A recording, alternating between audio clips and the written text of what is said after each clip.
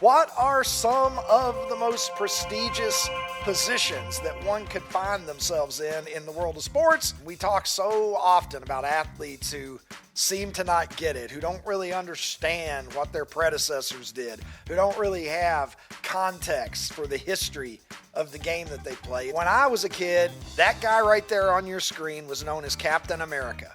Roger Staubach was the man. To be the quarterback of the Dallas Cowboys just means something a little different. I don't think there's a moment where I don't think about it like that. I'm always appreciative of the opportunity. You know, it's not any franchise. It's the Boston Celtics. You know, like it's the biggest franchise in the NBA. We've been here for so long. The most winningest too, and I tried not to because I got to play a game every other day, and you can't be thinking about it like that because otherwise you start playing tentative and you start thinking about other stuff because that's the best thing I do is play basketball. At the end of the day, I'm a starting center for the Celtics. It's a great benefit, a great privilege. All right, there you have Boston Celtics center Neemias Queta talking about the privilege that it is to play center for the Boston Celtics. And we talk so often about athletes who seem to not get it, who don't really understand what their predecessors did, who don't really have context for the history of the game that they play. It's nice to see a guy who understands how special it is to be the center for the Boston Celtics. So shout out to Neemias Queta. But it got me thinking, what are some of the most prestigious positions that one could find themselves in the world of sports? And I decided it would be a good topic for a little segment that we like to call Give Me Five.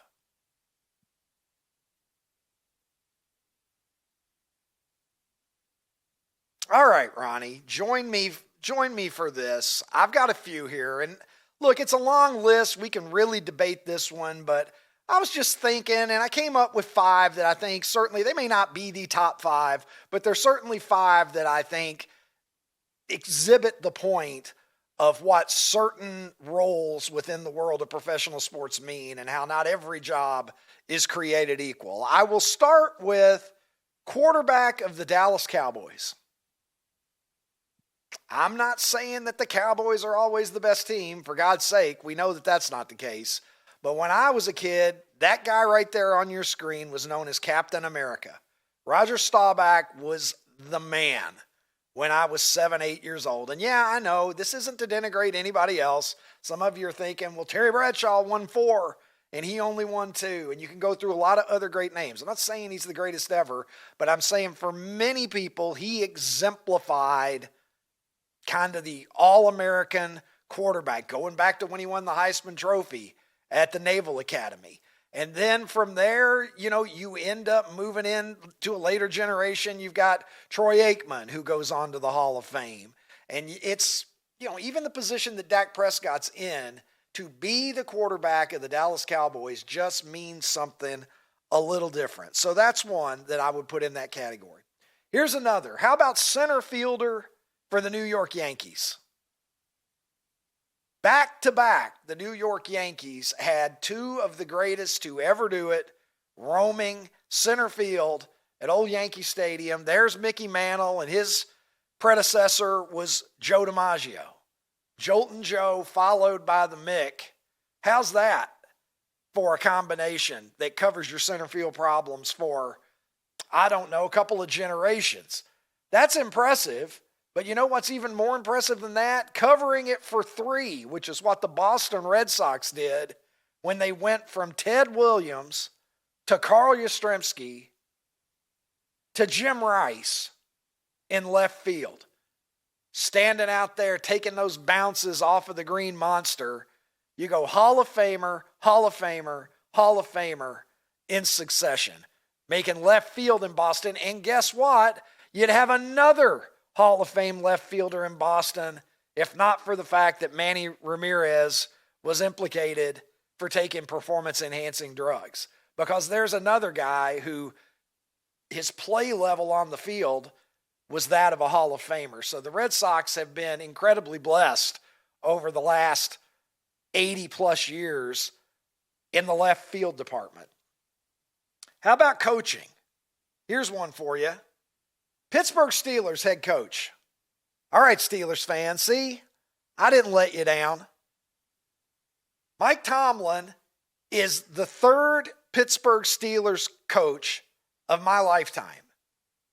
And I'm not that young. 3 head coaches since 1969 when Chuck Noll took over. Chuck Noll, 4 Super Bowl victories, as you very likely know.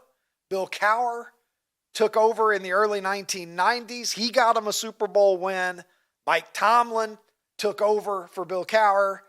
He got him a Super Bowl win as well. He's never had a losing season, even though there are people calling for his job very vocally in Pittsburgh right now. That is a level of stability in the head coaching spot that you simply do not see college or pro. We're talking about 3 head coaches in 56 years. I don't know what the number is of Cleveland Browns coaches in that time. I have looked it up in the past, however, and I believe that it is well over 20 head coaches that the Cleveland Browns have had in that time. And there was a 3-year period during that time where the Cleveland Browns didn't even exist. Ron, give me a fifth. What comes to mind for you when I say that? This one's not going to be current. It's going to be from my youth. But it was, if you played this position for this college, you were the man. And that is running back at USC. Oh, that's a great one. That's a great one. Marcus Allen, Charles White before him. Ricky Bell. If you were the OJ, Mike tailback, Garrett. Ricky Bell, woo. It was running back university. Student body right. In those days, man. If you were the running back there, Tailback you were university. the man. You were the man. Bro, I'm getting a little excited about it. And look, I'll say this. The Marines, that's a prestigious legacy to carry on, but I'll tell you what, I never had any desire. Being the tailback at USC or the center fielder for the New York Yankees, yeah, the only thing keeping me from that was ability. But I certainly would have had the desire to do both. What I didn't have the desire to do was ever join the military after I watched this sweet bastard berate everybody for the first half of Full Metal Jacket. I didn't know what I wanted to be when I was 16 years old. I was quite sure, however, Ronnie, that I didn't want to be a U.S. Marine thanks to the glorious motherfucker that was Gunnery Sergeant Hartman, played by the great R. Lee Ermey, who was really a Marine drill sergeant before he got into acting, which is why he was so damn good at it. He didn't need to act. He was just calling back on his first career, Ron. I wouldn't last 20 seconds in the military, so I'm with you.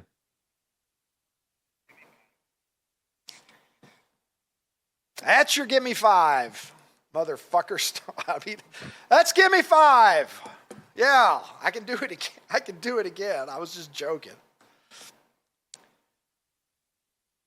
Go for it, Ricky. And that's give me 5 today. I don't know. Sorry. We call it give me 5. I was on the Zoom. I'm going to mute it and be done. One more time. Okay.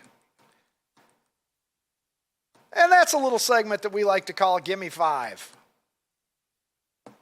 Give me 5, won't you?